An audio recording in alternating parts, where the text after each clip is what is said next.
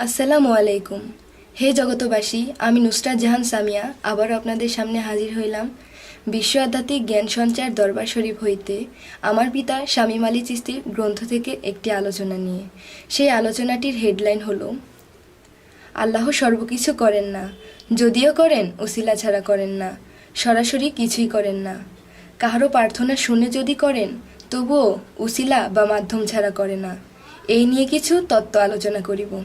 আল্লাহ সর্বকিছু করে না, যদিও বলেন আল্লাহ সর্বকিছুই করেন, তাহলে আমি বলবো এই কথাটি বললে আল্লাহ দোষী হইয়া যাইবেন।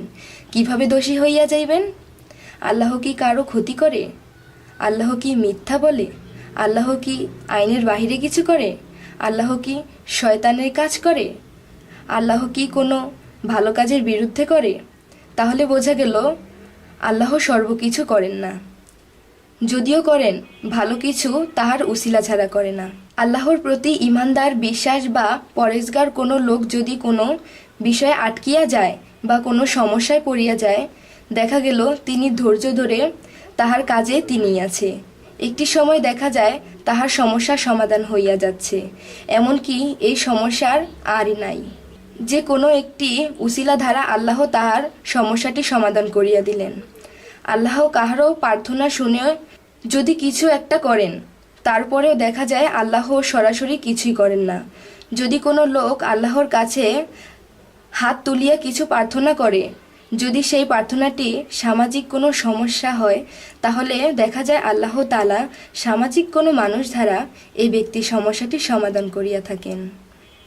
কিন্তু যে ব্যক্তিটির উপকার হইল এবং তিনি যে আল্লাহর কাছে প্রার্থনা করিল এবং আল্লাহ পাক নিজেই এই উসিলাটি ধারা করিয়া দিলেন, এই ব্যক্তিটি তো বুঝতেই পারল না। কিন্তু আল্লাহ এভাবেই মানুষের সমস্যা সমাধান করিয়া থাকেন। আল্লাহর কাছ থেকেও লক্ষ কোটি মাইল দূরে আমরা থাকি। মানুষের উপকার বা সমস্যা সমাধান করিয়া থাকেন। কিন্তু যদি কোনো মানুষ আল্লাহ তাআলার বিশ্বাস ও প্রেমিক হন এবং চেতনাক্ত হন, তাহলে তিনি বুঝতে পারবেন যে আল্লাহ নিজে আমাদের সমস্যাটি সমাধান করিয়া দিলেন। এই হলো সামাজিক কোনো সমস্যা সমাধান হইলে আল্লাহ এভাবেই সমস্যাটি সমাধান করিয়া থাকেন। এবার আসি আল্লাহ মানুষদের আরও কিছু সমস্যা সমাধানের জন্য কোন কোন সমাধানগুলি কিভাবে করেন। একজন ব্যক্তি বিবাহ করিয়াছেন, তাহার কোনো সন্তানাদি হয় না। একদিন এই ব্যক্তিটা একজন কামেল আউলিয়ার দরবারে গেলেন। মাজারে আসিয়া কাঁদতে কাঁদতে বলতে লাগলেন, হে আল্লাহর বন্ধু, আমি একজন নিঃসন্তান, আপনার দরবারে আসিয়াছি অনেক আশা করিয়া। আল্লাহ যেন আমাকে একটি সন্তান দান করেন। তখনই দেখা যায় যে একটি ব্যক্তি আসিলেন। হে বাবা, আল্লাহ কারো আশা অপূর্ণ রাখে না। যদি কেউ চাওয়ার মতো চাইতে পারে, ইনশাল্লাহ তোমাকেও আল্লাহ তো একটা সন্তান দান করবেন। আল্লাহ কারো আশা অপূর্ণ রাখে না। যদি কেউ চাওয়ার মতো চাইতে পারে, ইনশাল্লাহ তোমাকেও আল্লাহ একটি সন্তান দান করুন। এবং কিছুদিন গেল, ঘুরতে ঘুরতে বছর চলে গেল। ইনশাল্লাহ তোমাকেও আল্লাহ একটি সন্তান দান করুন।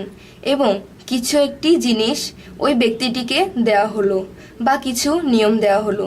কিছুক্ষণ পরে ওই লোকটিকে আর পাওয়া যাচ্ছিল না, কিন্তু দেখা গেল বছর ঘুরতে ঘুরতেই তার একটি ফুটফুটে সন্তানের জন্ম হলো।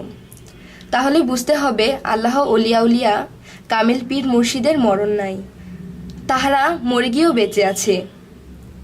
একদিন সেই নিঃসন্তান সন্তান পাওয়ার পরে কিছুদিন পরেই ওই যে ব্যক্তিটা মাজারে আসিয়া সন্তান হবে বলে গিয়েছিল, এবং কিছুদিন পরে তিনি স্বপ্নে আসিয়া বলতে লাগলেন, কিরে বাবা, সন্তান পেয়ে খুশি তো?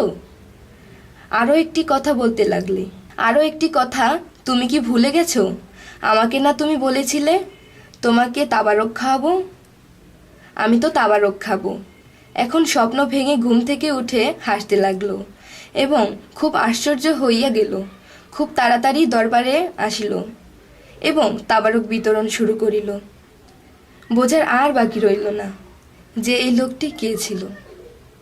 আমার আলোচনা ভালো লাগলে আমাদের চ্যানেলটিকে সাবস্ক্রাইব করবেন। এই বলে আমি আমার আলোচনা শেষ করছি। আল্লাহ হাফেজ।